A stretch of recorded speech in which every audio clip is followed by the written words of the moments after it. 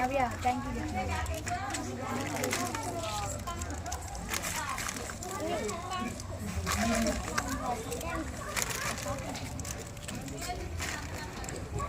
అమ్మా నువ్వు చూసావా నీ సెల్తో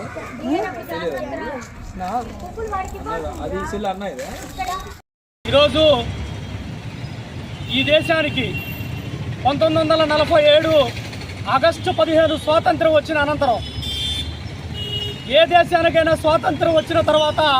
స్వయం ప్రతిపత్తి కలిగినటువంటి ఈ దేశాలకి ఒక రాజ్యాంగం అవసరం. ఆ రాజ్యాంగం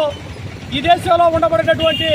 పౌరులు ఏ విధంగా ఉండాలి, వాళ్ళ విధి విధానాలు ఏ విధంగా ఉండాలి, పరిపాలన ఏ విధంగా ఉండాలి, ఎన్నికలు అనేటటువంటి ఒక ప్రక్రియ ఏ విధంగా సాగాలనేటటువంటి విషయం ఈ భారత రాజ్యాంగం మీద ఆదేశించబడి ఉంటుంది. అయితే 1949 నవంబర్ 26కి 1947 ఆగస్టు 15 స్వాతంత్రం వచ్చిన తర్వాత ఈ దేశానికి రాజ్యాంగం రాయాల్సినటువంటి సమయంలో డాక్టర్ బాబాసాహెబ్ అంబేద్కర్ గారికి ఆనాటి కాంగ్రెస్ ప్రభుత్వం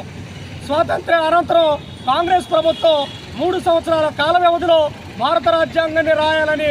ఆదేశాలు ఇస్తే ఆనాడు డాక్టర్ బాబాసాహెబ్ అంబేద్కర్ గారు 2 సంవత్సరాల 11 నెలల 18 రోజుల కాల వ్యవధిలో ఈ దేశానికి అత్యున్నత న్యాయస్థానాన్ని అత్యున్నత రాజ్యాంగాన్ని రాసి ఈ దేశంలో కాదు ప్రపంచంలోకెల్లా భిన్నత్వంలో ఏకత్వం కలిగినటువంటి రాజ్యాంగం, ప్రపంచంలోకెల్లా అన్ని రాజ్యాంగంలో కల్లా పెద్ద రాజ్యాంగం, గొప్ప రాజ్యాంగం అందించినటువంటి డాక్టర్ బాబాసాహెబ్ అంబేద్కర్ గారు ఈరోజు 75 సంవత్సరాలు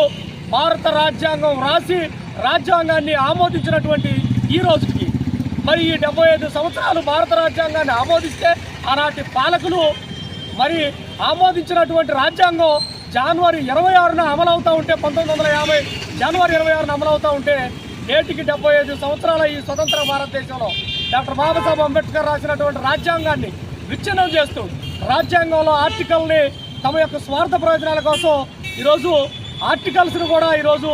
ఏదైతే సవరణలు చేస్తూ ఉన్నారో ఈ పాలకులు చేసినటువంటి రాజ్యాంగ సవరణలు అంబేద్కర్ గారు ఆ రోజు చెప్పారు, రాజ్యాంగ సవరణ చేయండి, పేద ప్రజల బడుగు బలహీన వర్గాల అభివృద్ధికి దోహదపడితే చేయండి, రాష్ట్రాల అభివృద్ధికి దోహదపడితే చేయండి, రాష్ట్రం ఇంకా డెవలప్ అయ్యడానికి ఈ ప్రజల సుఖాల సౌకర్యాలు అవసరమైతే సవరణ చేయాలంటే వాళ్ళ వ్యక్తిగత ప్రయోజనాల కోసం ఈరోజు రాజ్యాంగాన్ని సవరణ చేస్తూ విచ్ఛిన్నం చేస్తూ చేస్తున్నటువంటి కేంద్ర రాష్ట్ర ప్రభుత్వాలకి ఈరోజు మాలమానాడుగా ప్రజా సంఘాలుగా ఒకటే హెచ్చరిస్తూ ఉన్నాం, అలాగే విన్నవిస్తూ ఉన్నాం. అయ్యా అంబేద్కర్ గారు చనిపోయి ఇన్ని సంవత్సరాలు గడుస్తున్న ఆయన రాజ్యాంగం ఈ దేశంలో అమలవుతూ ఉంది, ఆ రాజ్యాంగాన్ని గౌరవించండి. ఈరోజు కేంద్రంలో ఉండబడినటువంటి ప్రభుత్వాలు చెబుతూ ఉన్నాయి ఇది రాజ్యాంగ దినోత్సవంగా చేయమని చెబుతూ ఉంది. అలాగే ఈ దేశ అత్యున్నత న్యాయస్థానంలో సుప్రీంకోర్టులో 2023వ సంవత్సరంలో కూడా అంబేద్కర్ గారి విగ్రహాన్ని ఏర్పాటు చేసి ఆ విగ్రహానికి ఏ విధంగా పూజలు చేసినట్టు దండలు పెట్టి నమస్కారాలు చేస్తున్నట్టు కేంద్ర రాష్ట్ర ప్రభుత్వాలు అంబేద్కర్ గారిని గౌరవించడంలో రాజ్యాంగాన్ని అమలు చేయడంలో పూర్తి స్థాయిలో వైఫల్యం చెందిందని మాలమానాడుగా చెప్తూ ఈరోజు కులాలను విభజిస్తూ ఉన్నారు, మతాల్ని మధ్య చిచ్చు పెడతా ఉన్నారు. చేస్తున్నటువంటి పాలకులకి విధంగా రాజ్యాంగం మీద గౌరవం ఉంటే, అంబేద్కర్ గారి మీద ప్రేమ అభిమానాలు ఉంటే ఆ రాజ్యాంగాన్ని విచ్ఛిన్నం చేయకుండా గౌరవించే స్థాయిలో అధికారులు ఉండాలని ఈ సందర్భంగా తెలియజేస్తూ గ్రామ గ్రామాన